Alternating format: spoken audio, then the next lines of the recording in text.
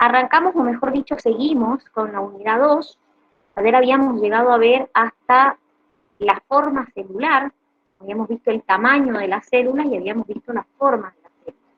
Bueno, lo que vamos a ver ahora es empezar a introducirnos en este tema de la célula, puntualmente de la célula eucariota. Es decir, vamos a ver en detalle la célula eucariota. Ya van a ver que cuando veamos la unidad de Monera más adelante con los reinos, ustedes van a ver un poco más de la célula procariota, ¿sí? Pero acá nos vamos a concentrar en la célula eucariota. Vamos a este cuadro que tienen acá, es para que se orienten. Vamos a ver primero los límites celulares, la membrana y la pared. Después vamos a ver el núcleo y finalmente vamos a ver el citoplasma, donde vamos a ver citosol, organelas y organoides microtubulares. Ese es en el orden en que vamos a ir viendo las estructuras de la célula eucariota. Ahora, dentro de la célula eucariota, yo tengo dos tipos de células, la vegetal y la animal. Esto que ustedes tienen ahí es una célula animal. Podemos distinguir algunas estructuras, como por ejemplo podemos distinguir el núcleo, que se ve bien grande. Dentro de ese núcleo podemos distinguir un núcleo, ¿sí? Podemos distinguir alrededor del núcleo un retículo, que ahí lo tienen, si se fijan en el power, de color violeta. Podemos distinguir también ahí algo verde, que es el complejo de Golgi. Podemos distinguir a las mitocondrias naranjas, están dibujadas naranjas. Podemos distinguir también, por lo que me muestran acá, una membrana que rodea esa célula, que es la membrana plasmática. Podemos ver lisosomas, podemos ver peroxisomas, podemos ver centriolos. Todas estas estructuras yo voy a encontrar en la membrana, o mejor dicho, en la célula de tipo animal. A ver, para que tengan una idea, ya las vamos a ver todas en detalle. Lo que a mí me interesa es que ustedes ahora vean es cómo es la célula animal y cómo es la célula vegetal, la forma que tienen por ahora. Y ya enseguida vamos a ir viendo el resto, detalle por detalle. Ahora, si observamos la célula vegetal, no se ve muy parecida. Es decir, hay algunas cosas que veo parecido a la anterior, pero hay cosas que no son muy semejantes. Por ejemplo, el núcleo lo veo, el nucleolo también. Veo el retículo, veo el complejo de Golgi, veo las mitocondrias acá naranjas, veo que hay una membrana, pero por fuera de la membrana hay algo más en la célula vegetal. Y ese algo más que hay por afuera es la pared, porque la célula vegetal tiene pared, la célula animal no. ¿Qué más veo? Veo, por ejemplo, acá algo grande que me dice vacuola. Ya van a ver que las vacuolas están presentes en la célula vegetal. Ya vamos a ver qué parecido hay presente en la célula animal, ¿sí? Y acá también veo algo grande, que veo varios, que son los cloroplastos. Los cloroplastos son estructuras específicas también de la célula vegetal.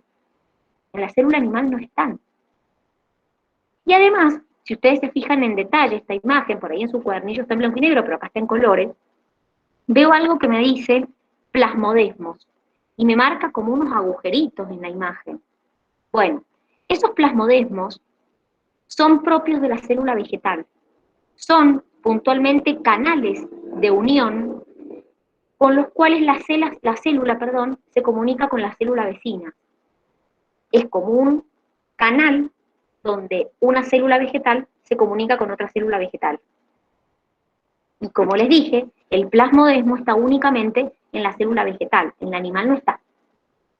Entonces, ya sabemos que tanto la animal como la vegetal son eucariotas, las dos. Lo que vamos a hacer ahora es vamos a empezar a profundizar en esto, profundizar en la estructura de mi célula eucariota, desde afuera hacia adentro. ¿Sí? Bien. ¿Alguna duda de lo que hemos visto ahora? No, bien, perfecto, bien. Perfecto, bien. Entonces, vamos a seguir avanzando. y vamos a empezar con los límites celulares. Esperen que les comparto la pantalla.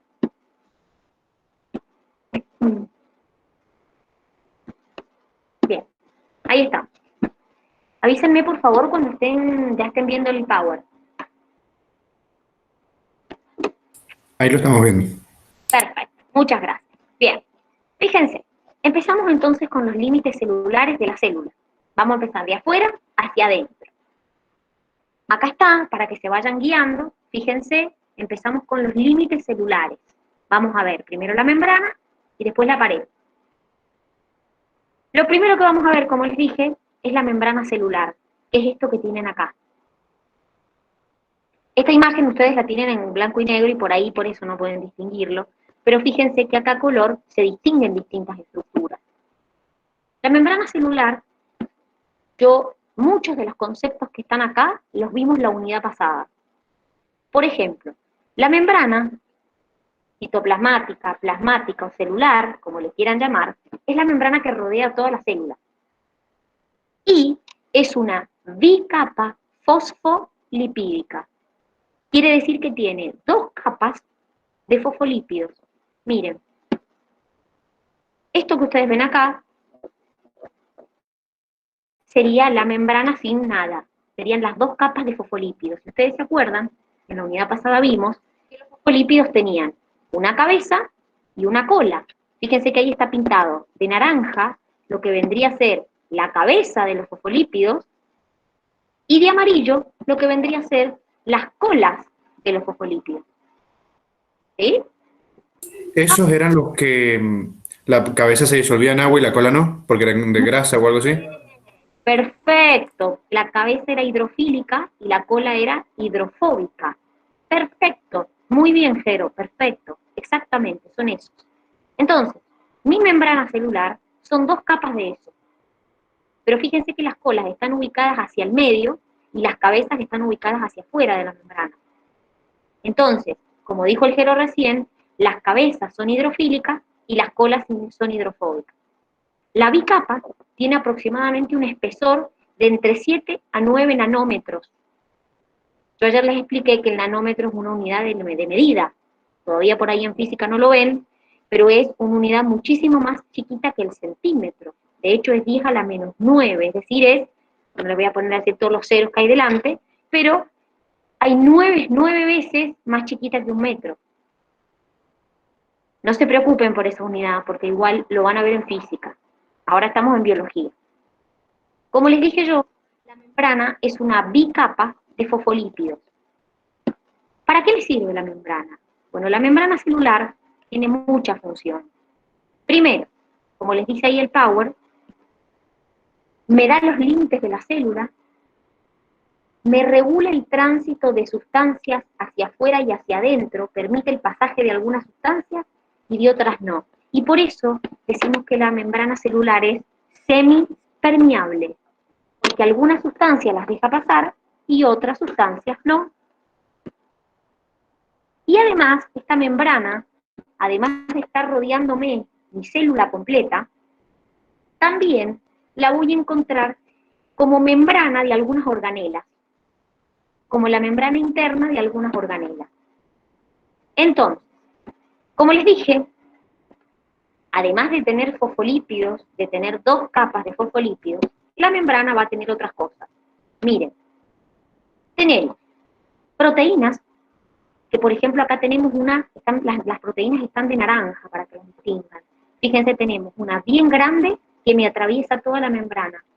Cuando la proteína atraviesa toda la membrana, se llama proteína integral. En cambio, si se fijan, hay proteínas que están por la cara más interna o por la cara más externa de la membrana. Entonces esas se las denomina proteínas periféricas, porque no atraviesan la membrana entera, sino que se encuentran o en la cara interna o en la cara externa de la membrana.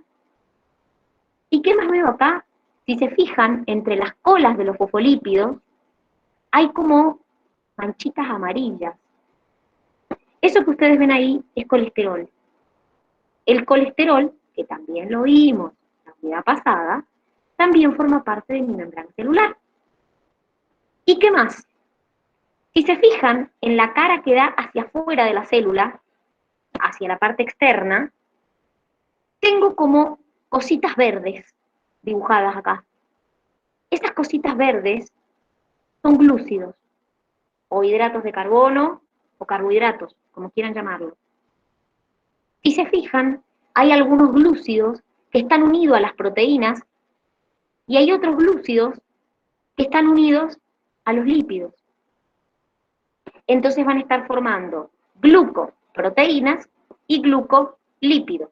Pero fíjense que los glúcidos sí están solamente en la cara externa de la membrana, es decir, la cara que da hacia afuera. No hay glúcidos en la cara interna de mi membrana. Entonces, todo esto es lo que compone una membrana celular citoplasmática o plasmática. Ahora, la membrana no es una estructura estática, es una estructura que se le denomina fluida. El modelo del mosaico fluido, respecto a la membrana, lo propusieron Nicholson y Singer, donde dijeron que la membrana celular era una capa de lípidos donde había proteínas embebidas, pero que había una particularidad, y es que los componentes se podían desplazar lateralmente. Es decir, que por más que uno pensara que los lípidos y las proteínas están fijos, no era así, sino que los componentes que forman esa membrana pueden moverse, no es que salen corriendo, sino que se pueden desplazar. Fíjense, les voy a mostrar una imagen para que se den una idea de lo que digo. Esa es la membrana. Eso que ustedes ven violeta gigante sería una proteína integral en una membrana. Lo que ven de verde, con las colitas celestes, son nuestros fosfolípidos. Bueno, los componentes de la membrana se pueden desplazar. De hecho, por ejemplo, los fosfolípidos pueden flexionarse, pueden rotar, o incluso puede haber un movimiento en la membrana celular que se llama movimiento flip-flop. ¿Qué es el movimiento flip-flop? Es un movimiento donde hay lo siguiente. Yo les dije que hay dos capas de fosfolípidos. Una acá, una más abajo y una más arriba, diría. Bueno, el movimiento flip-flop es cuando uno de los fosfolípidos pasa de una cara a la otra. Y el otro, por ejemplo, imagínense que soy un fosfolípido de la cara de arriba, paso a la cara de abajo. Y un fosfolípido de la cara de abajo pasa a la cara de arriba. Profe, ¿Sí? no entendí lo de la diapositiva anterior. Esto Sí, eso no lo entendí. es lo que acabo de explicar. El modelo de mosaico fluido explica que los componentes de la membrana se pueden mover, se pueden desplazar, que no son estructuras fijas, que no es que están todos los fosfolípidos fijos y las proteínas fijas, sino que se pueden desplazar, por eso se le denomina fluida. Entonces, a esto es lo que acabo de referirme. Los componentes se pueden desplazar lateralmente, se pueden flexionar, pueden rotar los fosfolípidos o incluso se pueden cambiar de lugar. Un fosfolípido de la cara de arriba puede pasar a la de abajo y viceversa. Profe, ¿pero influye en algo eso? O sea, que sean tan fluidos. Al ser una estructura fluida, eso te da, primero, la fluidez de la membrana tiene sus ventajas y no. ¿Sí? Ya vamos a ver que hay componentes que la pueden atravesar y componentes que no. Y en cierta parte, esos componentes que la pueden atravesar y componentes que no, está determinado por la composición de la membrana. Ahora lo vamos a ver. ¿Sí? No todos los componentes que la atraviesan son buenos, ¿o no? No, por supuesto que no. No, claro que no. No, no, no. De hecho, en la unidad que viene, que es la unidad de permeabilidad, van a ver cómo hacen las sustancias que no pueden pasar directamente. Básicamente que se la rebuscan para entrar. Y pasa lo mismo para salir. Ah, ¿Sí? genial. Más que no puedo atravesar la membrana directamente, hay otra manera. Ya lo van a ver en la unidad que viene a eso. Cómo hacen las sustancias para entrar o salir, las que no pueden atravesar directamente la membrana. ¿Sí? Fíjense, yo les dije que la membrana había proteínas, lípidos y glúcidos. Por lo que yo les expliqué, ustedes me tendrían que decir, ah, bueno, lo que más hay son lípidos. Sin embargo, miren,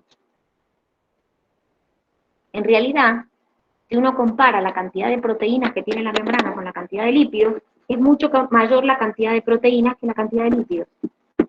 La membrana está formada en un 60% por proteínas y en un 40% por lípidos. ¿Cuáles son los lípidos? Se los mencioné, los fosfolípidos y el colesterol.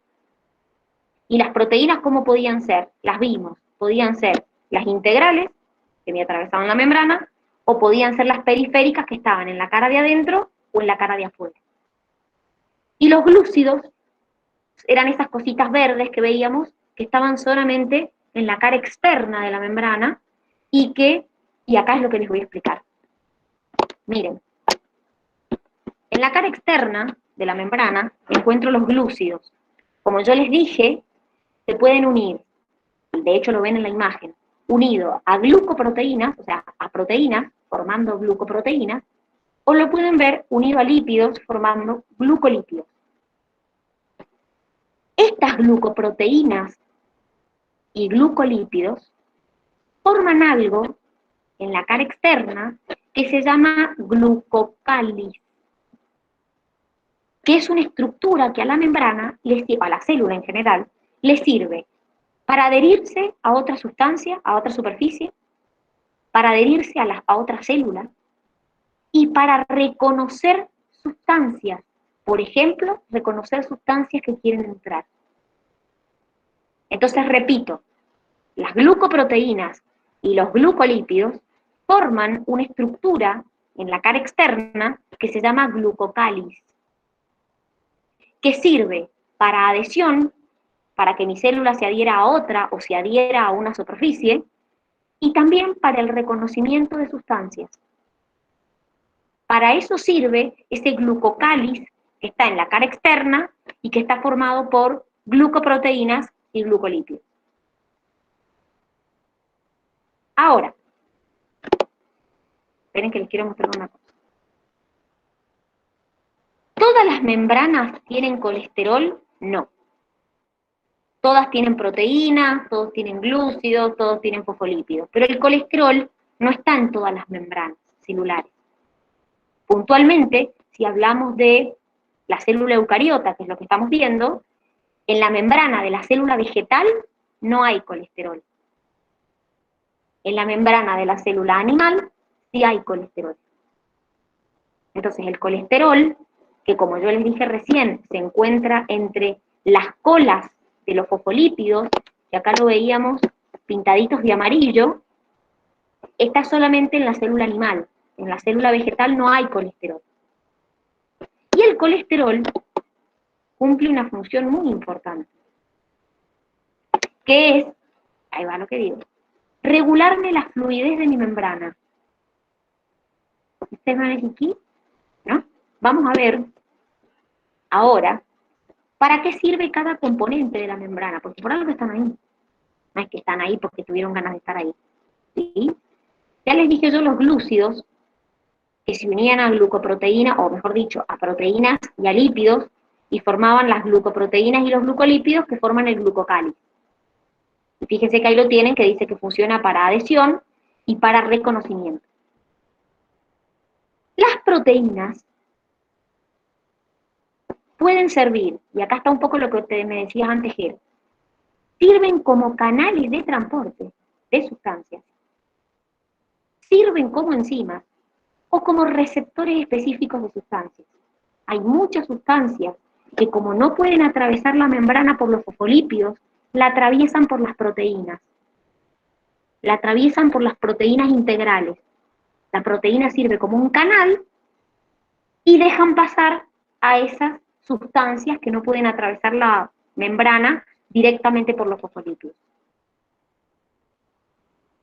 Y los lípidos, dijimos que había dos, fosfolípidos y colesterol. Y acá está otra de las cosas que yo les explicaba recién. Los fosfolípidos no dejan pasar, son una barrera contra el pasaje de sustancias con carga y sustancias hidrofílicas. No me las dejan pasar. Entonces, las sustancias que tienen carga o que son hidrofílicas no van a poder atravesar la membrana por los fosfolípidos, porque los fosfolípidos no las dejan pasar. Entonces, por eso decimos que nuestra membrana es semipermeable, porque algunas cosas deja pasar y otras no. Ahora, el otro lípido que había era el colesterol. El colesterol, yo les dije que me regula la fluidez de la membrana. Hace que la membrana se haga o más rígida o más fluida. Y acá necesito que me presten atención. Repito, no todas las membranas tienen colesterol. La membrana de la célula vegetal no tiene colesterol. La membrana de la célula animal, sí. Cuanto más colesterol tiene una célula, menor es su función. Es decir, Profe, le hago una pregunta. Vio que ayer habló de una clase de células que eran como el descarte. ¿Esas células tienen colesterol o no tienen? las que eran el descartes. Las otras, células del rey, Habla de las que no pertenecían a ningún reino. esa. No, yo dije es que todos los individuos que no pertenecían ni al reino Animalia, ni al Fungi, ni al Plantae, todos esos individuos, que eran como el descarte de esos reinos, porque no se encajaban en ninguno, formaron parte del reino protista. Pero esos son seres vivos, son individuos, un alga, un protozoario, ¿sí? Y todos esos tienen célula eucariota, los hongos, las plantas, el reino protista, que ayer les explicaba, el reino Animalia, todos esos tienen célula eucariota. Todos tienen célula eucariota. O sea, nos referíamos a que era un descarte porque son individuos, como por ejemplo un alga, que no es un animal, no es una planta, no es un hongo, entonces entró al reino de los protistas. ¿Sí? Un protozoario no es un animal, no es un hongo, no es una planta, entró al reino de los protistas. A eso me refería Anto ayer. Si esa era tu pregunta. Sí, profe. Bien. Entonces, fíjense, el colesterol, cuanto más contenido de colesterol yo tengo, menos fluida es mi membrana. ¿Por qué? ¿Recuerdan que yo les expliqué la unidad pasada que el colesterol tiene como una estructura de anillo? Esa estructura de anillo se une con las colas de los fosfolípidos y como que los inmoviliza. Ahora, escúchenme bien lo que les digo acá. Si estamos en una temperatura de congelación, es decir, a temperaturas muy bajas, el colesterol hace el efecto contrario. Y lo que hace es, me aumenta la fluidez de la membrana porque hace que las cadenas, las colas, no se puedan unir. Y de esa manera, la célula o la membrana no se congele. Entonces, repito, en condiciones normales, el colesterol, cuanto más colesterol tengo, menos fluida es la membrana. Pero cuando estoy en bajas temperaturas, temperaturas de congelación, hace el efecto contrario el colesterol. Y me aumenta la fluidez de la membrana para evitar que se congele la membrana. Entonces es beneficioso porque me evita el congelamiento. ¿Se entendió? Chicos, Sinceramente no. Me perdí. vos lo que regulás es la fluidez de la membrana. ¿La hacés más fluida o menos fluida? Hay distintos factores que afectan esa fluidez. El colesterol, la temperatura, y ya vamos a ver otro enseguida, que lo tienen acá igual en la imagen. El colesterol, que yo se los mostré que acá en esta membrana, de hecho en todas las membranas de la célula animal, se encuentra entre las colas de los fosfolípidos, cumple una función. En la normalidad, a temperaturas normales que no son de congelación, el colesterol lo que hace es inmoviliza la cola de tus fosfolípidos y hace que tu estructura de la membrana sea rígida, sea menos fluida. Pero si la temperatura a la que se expone esa célula baja hasta temperaturas de congelación, pasa lo contrario. La fluidez de tu membrana aumenta, porque el colesterol evita el congelamiento. Hace que las colas de los ácidos grasos no se puedan juntar y entonces evita el congelamiento de esa membrana. Entonces, el colesterol es como que cumple un efecto a temperaturas normales, pero cuando la temperatura es muy baja, te aumenta la fluidez, o sea, te provoca el efecto contrario porque te evita el congelamiento. Entonces, quiere decir que la fluidez de la membrana no solamente depende del colesterol, sino que también depende de la temperatura a la que esté. Y hay otro factor que influye en la fluidez, que es cómo esté formado el fosfolípido. Ustedes me dijeron recién que el fosfolípido era una cabeza y una cola. Si ustedes se acuerdan, en la cola estaban los ácidos grasos. Y esos ácidos grasos podían ser saturados o insaturados, que los vimos en la unidad pasada. Entonces, si tengo, formando la cola de los fosfolípidos, mucha cantidad de ácidos grasos saturados, me disminuye la fluidez de la membrana. Si tengo en las colas de los fosfolípidos más cantidad de ácidos grasos insaturados, me aumenta la fluidez de la membrana. Entonces quiere decir que la fluidez de mi membrana va a depender del colesterol, de la temperatura y de si los fosfolípidos están formados por ácidos grasos saturados o insaturados. De esos tres factores va a depender la fluidez de mi membrana. ¿La va a hacer más fluida o menos fluida? ¿Se entendió? Por mi parte, sí. Sí. Perfecto, perfecto, bien. Entonces, hemos visto hasta acá la membrana celular. ¿Qué tenemos que ver como otro límite? La pared. Otra aclaración. ¿Todas las células tienen pared? Pues no.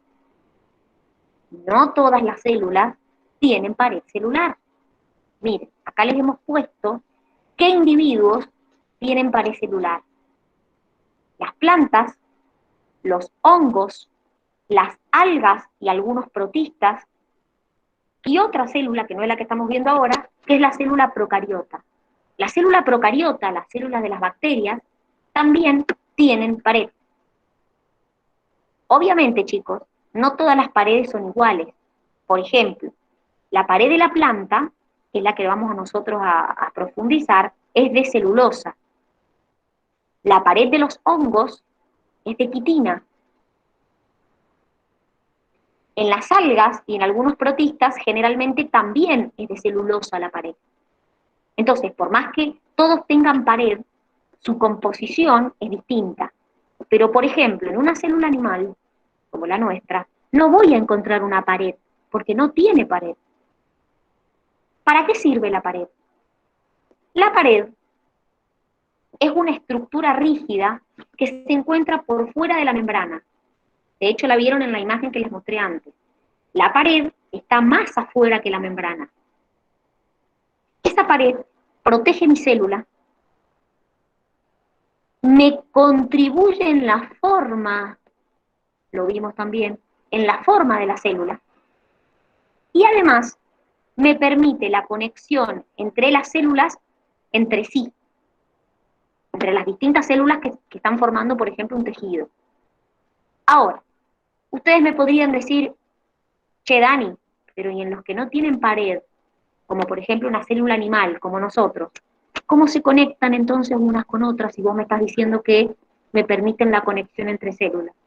Bueno, en las células que no hay pared, como en las células animales, la función de la pared la cumple algo que se llama matriz extracelular, que es una sustancia que se encuentra por fuera de las células, está formada por sustancia fundamental, por fibroblastos, ya la van a ver cuando veamos tejido, cómo está formada esa matriz.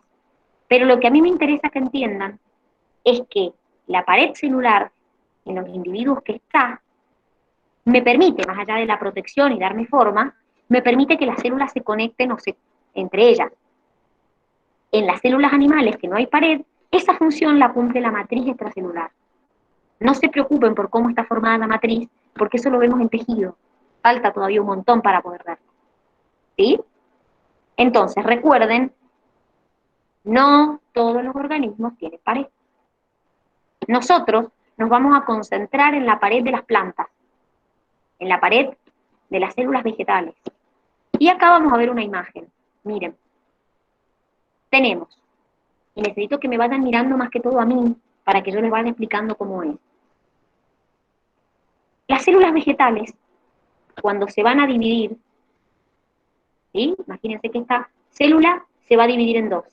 No se separan por completo, sino que se quedan pegadas entre sí por una estructura que se llama laminilla media, que es como un pegamento, chicos. Es como un cemento, que está formado por pectinas y por polisacáridos. Entonces, cuando la célula se va a dividir en dos, en vez de separarse por completo, quedan como pegadas entre sí por una laminilla media que se llama, es una estructura, mejor dicho, que se llama laminilla media. Una vez que está esta laminilla media, cada célula, piensen que acá hay una célula y acá hay otra, cada célula sintetiza una pared primaria. Esta célula forma una pared primaria de este lado y esta célula forma una pared primaria del otro. Esa pared primaria, esa pared celular primaria, está formada por celulosa.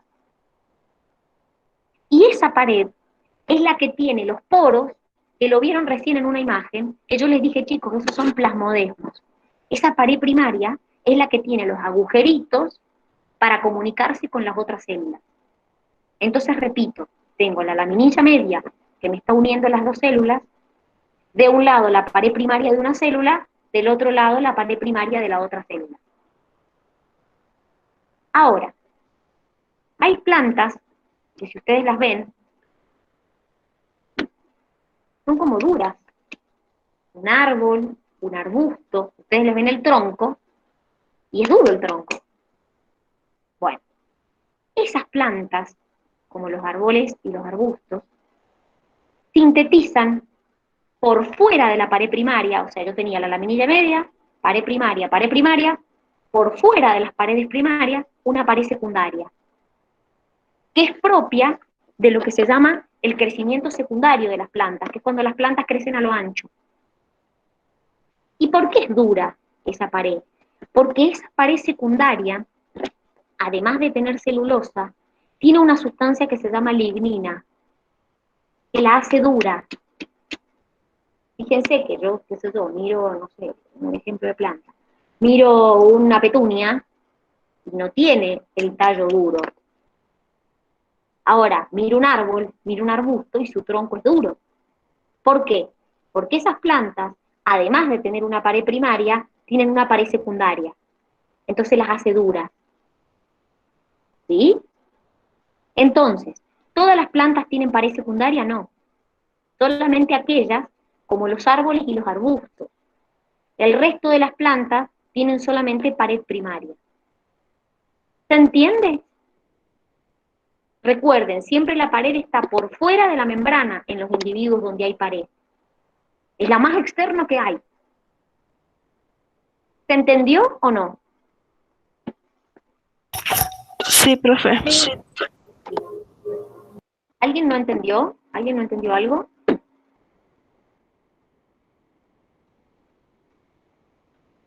Bien, acá me dice la Mar... Ah, pero bien. A ver, déjenme ver. Ah, bien. Eso quería ver si lo habían entendido. Perfecto. Bien. Vamos entonces a seguir avanzando en esta unidad. Y nos vamos a ir con el núcleo. El rey de la célula. Esperen que ahora les comparto otro power. Recuerden, chicos, entonces, no todas las células tienen pared. Algunas sí y otras no. Bien, vamos entonces con el núcleo celular. Esperen que les comparto pantalla.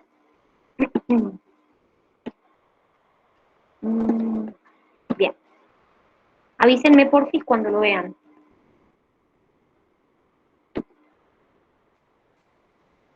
Bien, ahí está. Ahí lo están viendo, ¿verdad? Sí. Bien. Entonces, vimos, para que se vayan orientando, la membrana y las paredes. Ahora estamos en el núcleo. Bueno, el núcleo celular lo tienen, repito, únicamente las células eucariotas. Acuérdense que las células procariotas no tienen un núcleo definido. ¿Sí? El núcleo se vería más o menos así. No tan grande, obviamente. Eso que ustedes ven como rosadito, con agujeritos, es la envoltura nuclear. Y lo que tienen adentro sería el ADN. ¿Sí? Eso azul. Porque recuerden que dentro del núcleo de una célula es donde está su ADN. Ahora, el núcleo ocupa el 10% del volumen de una célula. De hecho, fíjense que cuando mostramos las imágenes de la célula es una de las primeras cosas que vimos. Su tamaño es aproximadamente 5 micrómetros y el núcleo no viene de teoría endosimbiotica, es decir, no es como el cloroplasto o la mitocondria que surgieron por endosimbiosis, sino que el núcleo viene, se supone, por una invaginación de la membrana celular. Quiere decir que la membrana celular que vimos recién se invaginó, formó como una pancita para adentro, y de ahí vendría el origen del núcleo. Y acá me voy a detener para explicarles una cosa. Chicos, no todas las células tienen un solo núcleo. Hay células que tienen más de uno. Les doy un ejemplo. Las células de los músculos tienen más de un núcleo. Tienen muchos. Ojo con esta idea de que por ahí traemos de la secundaria, de que siempre la célula tiene una mitocondria, un núcleo, un ribosoma, porque no es la realidad muchas veces. Como les estoy diciendo, hay células que tienen muchos núcleos, no uno solo. ¿Sí? Lo que voy a explicar a continuación para los chicos de Tecnicatura no está, que es un poco de cómo o de los descubrimientos que hubieron acerca del núcleo. Para los chicos de Medicina y de Odonto sí, por eso lo explico. Les aclaro por si no lo encuentran en su cuadernillo, no está en su cuadernillo. Como les digo siempre, para que sepamos lo que sabemos sobre las cosas, alguien lo tuvo que investigar antes. Respecto al núcleo, Herdwig fue un embriólogo que estaba observando erizos de mar, puntualmente cómo se fecundaban los erizos de mar. Y él que observó que cuando se unía la gameta femenina y la gameta masculina de los erizos, para hacer un ericito, los núcleos de las gametas se fusionaban, se unían. Entonces fue uno de los primeros en observar la reproducción sexual. Fleming, que es un citólogo, estaba observando larvas de salamandra. Y acá dice que observa la danza de los cromosomas. ¿A qué se refiere con eso? Se refiere a que los cromosomas, cuando las células se van a dividir, se duplican, se ponen en el medio de las células, se separan, es decir, que los cromosomas se mueven cuando la célula se va a dividir. Por eso él le llama como danza de cromosomas. Pero acá hay un experimento muy importante, que de hecho es uno de los más como recordados, que es que a una ameba se le sacó el núcleo con una microaguja, y esa ameba a los pocos días se dejaba de dividir y se moría. Ahora, si dentro de las 24 horas yo le reimplantaba un núcleo, esa ameba vivía como si nada y se dividía normalmente. Esto es otro experimento que se hizo cuando no se sabía las funciones del núcleo todavía. ¿Sí? Y después, Hammerling, que también era un citólogo, estaba estudiando las diferencias entre funciones del núcleo y del citoplasma. Y lo estaba estudiando puntualmente en una alga marina que se llama acetabularia. Entonces, ¿qué descubre él? Él descubre, miren, acá les muestro el alga. La acetabularia hay dos tipos. Está la acetabularia crenulata, que tiene este sombrero que ustedes ven acá. Sombrero es como la parte de arriba, ¿sí? Las algas estas tienen un pie, que es como la parte larguita que tienen abajo, y arriba tienen como un sombrero. Y tenemos la acetabularia mediterránea, que tenía como, perdón, un sombrero más redondeado. Entonces, ¿qué experimento hace Hammerling? Hammerling dice, bueno, el núcleo de la acetabularia, el núcleo del alga, está en el pie, es decir, está en el palito que tienen abajo. Entonces, ¿qué hizo él? Agarró, cortó el sombrero de una acetabularia mediterránea, que son las verdes, dejó parte de su citoplasma y le puso un pie de la acetabularia crenulata, que es la rosadita. Cuando él observa lo que pasa, el sombrero que sale, al que le sale a esa alga, es una mezcla entre los dos sombreros, entre el de la crenulata y la mediterránea. Pero en las divisiones sucesivas, los sombreros que salen son de la crenulata, de la rosadita. Entonces, ¿qué explicación dice él? Él dice que la información genética está contenida en el núcleo. Y el núcleo está en el pie, o sea que cuando él le puso el núcleo de la acetabularia crenulata, se sintetizó el sombrero según la información genética que había en el núcleo, porque el núcleo es quien me comanda todo, es el jefe. Entonces, ¿cómo explicaba él que la primer alga que salió como una mezcla de las dos? Entonces lo que él explicó es que cuando él hace el injerto, diríamos, en el citoplasma todavía quedaba información genética de la acetabularia mediterránea, de la verde. Entonces por eso el sombrero sale como una mezcla de las dos. Pero lo que él comprueba con este experimento es que el núcleo es quien manda o decide todo en una célula. Por ejemplo, el tipo de sombrero que va a tener el alga. Entonces, por ejemplo, la información que tengo contenida en el núcleo de la mediterránea hace que el sombrero sea más redondito. La información contenida que tengo en el núcleo de la crenulata hace que el sombrero tenga otra forma. Entonces, todos estos experimentos permitieron conocer más acerca del núcleo. Repito, todos estos experimentos en técnico no están, así que no los van a encontrar. Están en odonto y en medicina. En conclusión, ¿para qué me sirve el núcleo? Esto sí ya está en tecnicatura. Contiene el ADN, chicos. Y al contener el ADN es el jefe. Él decide qué se hace y qué no en una célula. Ejerce su influencia sobre las funciones de la célula. ¿Qué proteína voy a sintetizar? ¿Cuándo se va a dividir la célula? Sintetiza una molécula que también yo les he mencionado, que es el ARN. Este ARN es el que interviene justamente en la síntesis de las proteínas. Y además el núcleo me regula la expresión de los genes, determina qué genes se expresan y qué no. Entonces, como les digo yo, siempre yo les digo, ayer les decía, recuerden que la célula es una empresa. Bueno, el jefe de la empresa es el núcleo. Él decide qué se hace y qué no. Pero el núcleo, para considerarlo núcleo, yo les dije que la característica que tenía era que tenía una envoltura nuclear, una membrana que lo rodeaba al núcleo. Bueno, miren, acá les muestro cómo es una envoltura nuclear. La envoltura nuclear tiene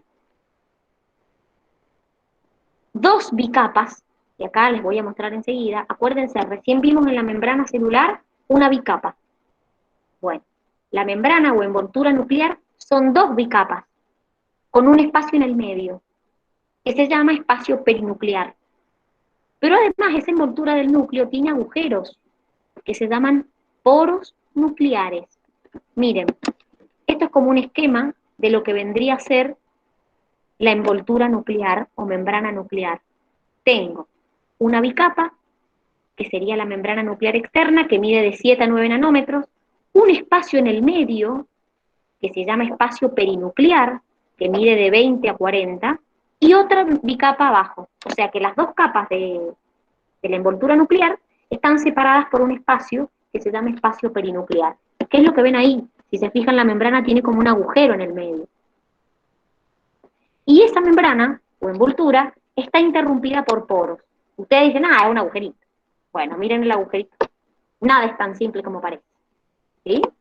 Esos son los poros nucleares. De hecho, están formados por lo que se llama el complejo del poro. Fíjense que tenemos una cesta nuclear, un anillo nuclear. Ese poro, que parece tan simple, está formado en realidad por más de 100 proteínas distintas. Y esas proteínas se distribuyen en una forma que se le llama octogonal. ¿Para qué sirven estos poros nucleares que nosotros estamos viendo acá? Bueno, la función de los poros nucleares, chicos, es permitirme el pasaje de sustancias desde el núcleo hacia el citoplasma de la célula. Esa es la función que cumple. Para eso están esos poros ahí. Cuando las sustancias que quieren pasar son pequeñas, ese tipo de pasaje se llama difusión pasiva. No se preocupen tanto porque igual lo vamos a ver en la unidad que viene. En cambio, cuando la molécula que yo quiero pasar es una molécula grande, el transporte se llama transporte activo. Y de hecho, cuando la molécula que voy a pasar es grande, hay hasta un cambio en la conformación del poro nuclear. Pero básicamente esos poros nucleares, la función que cumplen es permitirme que las sustancias salgan del núcleo y se vayan al citoplasma. ¿Qué hay dentro del núcleo, chicos? ¿Qué les dije que había? El ADN. Muy bien. El ADN, la información genética. Miren, recuerden que como estamos hablando de una célula eucariota, el ADN es una molécula lineal, es como una escalera retorcida. Y también dijimos, cuando vimos ayer la diferencia entre procariota y eucariota, que el ADN en la eucariota estaba unido a proteínas histónicas y no histónicas. Entonces, para que más o menos tengan una idea, el ADN yo lo puedo encontrar de dos maneras. Lo puedo encontrar como cromatina o lo puedo encontrar como cromosoma. Tanto la cromatina como el cromosoma, chicos, es ADN. En distintos estados, pero ADN al fin. La cromatina es cuando el ADN está descondensado. Es como si fuera una maraña, un hilo, un ovillo de lana, pero hebras de ADN. Que sería como que si sería antes de formar el ADN. No, es antes de formar el cromosoma, ya es ADN. Ya es ADN la cromatina. Es cromatina, es ADN en otro estado, en un estado descondensado, que se le dice. ¿Cuándo lo voy a encontrar así? Cuando la célula no se vaya a dividir. Lo voy a encontrar como si fuera un montón de hilos, como lo tienen acá en la imagen. ¿Sí? Ahora, cuando mi célula se va a dividir, antes de dividirse, condensa ese ADN y forma cromosomas, que los tienen al lado, que es la forma condensada o compactada del ADN. Entonces yo lo observo y tiene como esta forma, como si fuera una cruz. ¿Sí? Fíjense que ahí lo vemos, el extremo del cromosoma se llama telómero, tiene un brazo P y un brazo Q, que se le llama, no se hagan problema tanto por la estructura, porque eso lo ven más adelante en ácidos nucleicos, pero sí me interesa que entiendan que cuando yo les digo, chicos, cromatina, cromosomas, les estoy hablando igual del ADN. Esté en el estado condensado o esté en el estado descondensado. Si la célula se va a dividir, va a estar como cromosoma. Si la célula no se está dividiendo, va a estar como cromatina. Pero sigue siendo ADN. Y sigue estando unido a proteínas, que vimos recién. A las proteínas histónicas y no histónicas. ¿Saben para qué les sirven? Yo se los expliqué ayer. Las proteínas le sirven al ADN para poder compactarse. Para que de la molécula que yo tengo de ADN pueda terminar formando cromosomas. Para eso le sirven las proteínas esas que vimos, las histónicas y no histónicas. ¿Y qué más hay dentro de un núcleo además de ADN? A ver si alguien se acuerda. Se los mostré en la imagen al principio. Que les dije, chicos, dentro del núcleo está otra estructura más. ¿El ribosoma? No. El nucleolo. Que de hecho cuando vimos la célula vegetal y la animal, les mostré que se veía bien grande el núcleo, y dentro del núcleo, el nucleolo. Miren, Profe, perdón, antes que siga, hay una chica que dice por el grupo que si la puede dejar entrar. es que no me llega su solicitud. Ah, bueno, ya le digo. Y también tenía una pregunta sobre el cromosoma y la cromatina. Sí, ¿Cuál es más normal encontrar? no, es que podés encontrar los dos, porque tu célula a veces se está dividiendo y a veces no.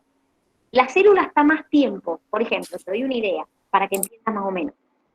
Si nosotros consideramos un ciclo completo, imagínate un ciclo así, la célula está casi todo el tiempo en interfase y un poquito así haciendo mitosis, que es cuando hace división celular. En la interfase, que es todo lo previo, el ADN está como cromatina. Solamente está como cromosoma cuando hace la mitosis. Y después se vuelve a descondensar el ADN. ¿Entendés? Entonces no es Sí, que sí. algunas células tienen cromatina y otro cromosoma, dependiendo si la célula se va a dividir o no. Si hablamos de tiempos, demora mucho más la interfase, que es cuando no se está dividiendo, que cuando se divide, que es la mitosis. Son como estados, entonces. Son estados del ADN y estados de la célula. Exacto. La célula pasa por estados. A veces se divide y hace mitosis y a veces no. Ya lo vamos a ver en ciclo celular en la unidad, en unas unidades más adelante. Van a ver cuánto dura la mitosis, cuánto dura la interfase, qué pasa en la interfase con el ADN, cómo se va condensando hasta llegar a formar el cromosoma, porque no es que hace pluk y se forma y chao, nos vemos. Es un proceso, el proceso de condensación hasta formar los cromosomas. ¿Sí? No es tan simple como parece, listo, tac, se compactó y formó el cromosoma. Va formando como estructuras intermedias hasta formar en forma final a los cromosomas. Profe, Dime, no entiendo qué es cromatina. es ADN. Es ADN en un estado. ¿Y cuál es la diferencia? Que en un estado, el ADN como cromatina está descondensada, está como más laxo. En cambio, como cromosoma te forma una estructura, que es esta que vos ves acá, que se ve al microscopio, que tienen forma de cruz. Los dos están formados por ADN y por proteína. Son estados del ADN, dirían. A veces está como cromatina y a veces está como cromosoma. Son distintos estados del ADN que vos podés encontrar. Pero este proceso siempre se daría cuando se hace la división, o sea, cuando el óvulo ya fue fecundado por el esperma y empieza la división celular. No, porque estás mezclando los procesos. Porque la mitosis no hay unión de un óvulo y un espermatozoide. Eso es la meiosis. Uh-huh. En la mitosis es directamente una célula que te termina dando dos células hijas. Eso es la mitosis. Es a partir de una célula sola, vos terminás obteniendo dos células hijas idénticas a la madre. Eso es mitosis. No hay... Anto, es como con las estrellas, es como con las estrellas de mar, que viste que se partían y nacen dos iguales, bueno, más o menos eso, para que lo entendas de qué está hablando. Bueno, Sí. ¿está? De hecho, lo vimos, ¿sabés qué? Lo vimos ayer, cuando yo les conté los postulados de la teoría celular, y les dije en los postulados que, por ejemplo, toda célula proviene de otra preexistente, y les mostré la imagen de las dos celulitas que venían de una original. Entonces, esa célula original hizo un proceso de mitosis y terminó obteniendo dos células que son iguales a la que había originalmente. ¿Sí? Entonces, cuando esté ocurriendo el proceso de mitosis, tu ADN va a estar como cromosoma. El resto del tiempo que no se esté dividiendo, el ADN de la célula va a estar como cromatina. Bien, entonces, vamos con el nucleolo. El nucleolo está dentro del núcleo. Y pueden haber más de uno adentro del núcleo. ¿Por qué? Porque el nucleolo es el lugar a donde se van a sintetizar las subunidades que forman los ribosomas. Ahora lo vamos a ver, que los ribosomas están formados por dos partes, una subunidad mayor y una subunidad menor. Esas dos subunidades se forman dentro del nucleolo. ¿Cuál es cómo está formado el nucleolo? Yo voy a encontrar filamentos de cromatina, Profe, ahí todavía ella no puede entrar, ahora No me llega se la puede. solicitud de ella. Sí, No. es que me dice que como que no o sea, que me parece que la ha mandado, pero que usted no la ha terminado de aceptar. Yo No, ahora, usted esté mirando y de última yo le digo que entre ahora. claro, lo que pasa es que cuando a vos te llega la solicitud, te hace un ruido. De hecho, como todos ustedes, suena un sonido. Y no me llega la solicitud de ella. Por eso les digo, por eso me resulta raro que no pueda entrar. Decirle que pruebe ahora de nuevo.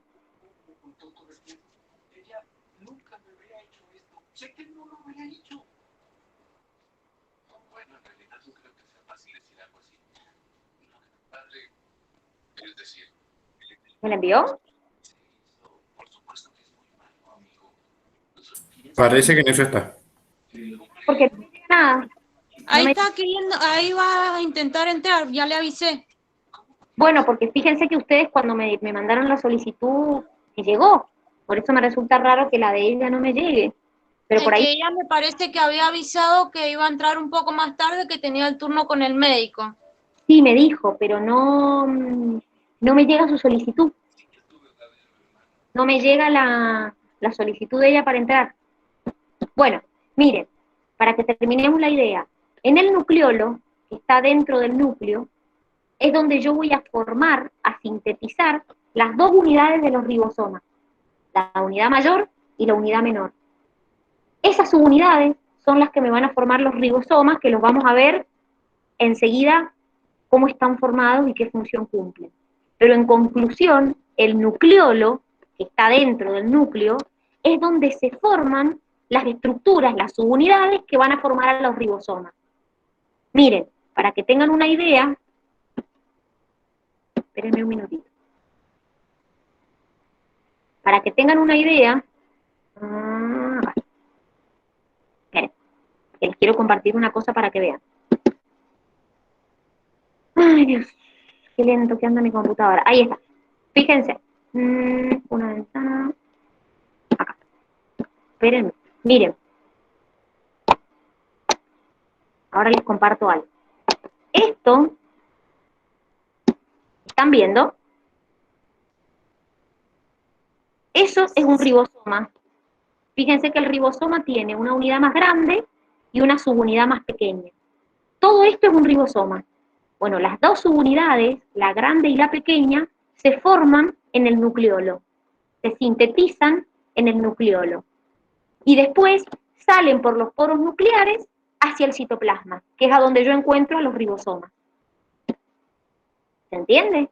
Entonces, la subunidad mayor y la menor las sintetizo, las formo en el nucleolo y después lo que hago es sacarlas por los poros nucleares hacia el citoplasma, que es a donde verdaderamente encuentro a los ribosomas. ¿Se entendió? ¿O no?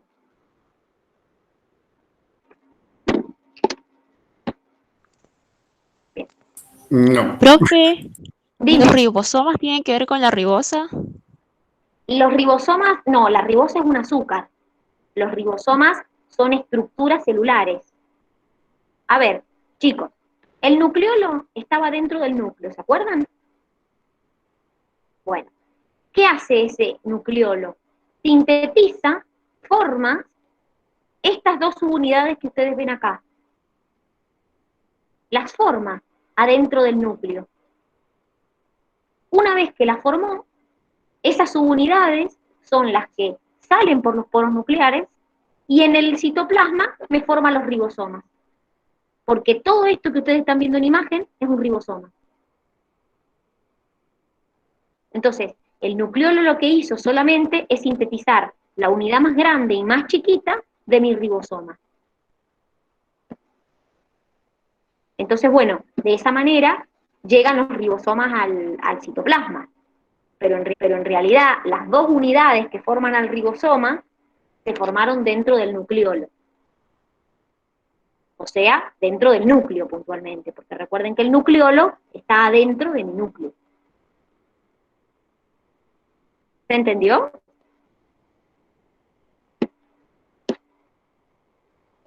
Ahora vamos a ver bien, chicos, qué función cumplen los ribosomas, a dónde los encuentro, todo eso lo vamos a ver ahora. Cuando vuelvan del recreo lo vamos a ver, pero me interesa que por lo menos entiendan cuáles son las funciones del núcleo, qué encuentro en el núcleo y cómo está formado mi núcleo. Eso es como lo más importante que entiendan, ¿sí? Ya cuando volvamos vamos a ver las distintas organelas que encuentro en la célula, qué funciones cumplen y todas esas cosas. ¿Alguna duda hasta acá? ¿Qué parte no lo del ribosoma, es que todavía no vemos la función del ribosoma, Milu. Todavía no lo vemos al ribosoma. Yo lo único que les dije es que en el nucleolo, que está dentro del núcleo, lo único que yo voy a sintetizar son las dos partes que forman a mi ribosoma. La función que cumple el nucleolo es sintetizar las dos partes del ribosoma. Nada más. No es que el ribosoma ahí empieza a hacer una función, no. Lo único que hace es sintetizarme la partecita de arriba y la partecita de abajo de mi ribosoma. Es otra organela celular que ya la vamos a ver enseguida qué función cumple. El nucleolo lo único que hace es sintetizarla, nada más, la partecita de arriba y la partecita de abajo. Perfecto, bueno, buenísimo, Milu. Bueno, chicos, nos vamos a ir al recreo. Por favor, tómense un café, tómense un mate, porque nos quedan todas las organelas celulares por ver. ¿Cierto? Para la vuelta. Bueno, a las 25 nos volvemos a ver. ¿Sí? Así tienen 10 minutitos de recreo para poder despejarse y tomarse un mate y recargar fuerzas. ¿Sí? Un caldo, ¿qué haces? Un caldo. No comió seguro. No, bueno. Sí, pero es la dieta asquerosa que tengo, perdónenme. No, tomar un chocolate. Cambia el desayuno para el almuerzo. Bienvenidos a Vida de Diabético.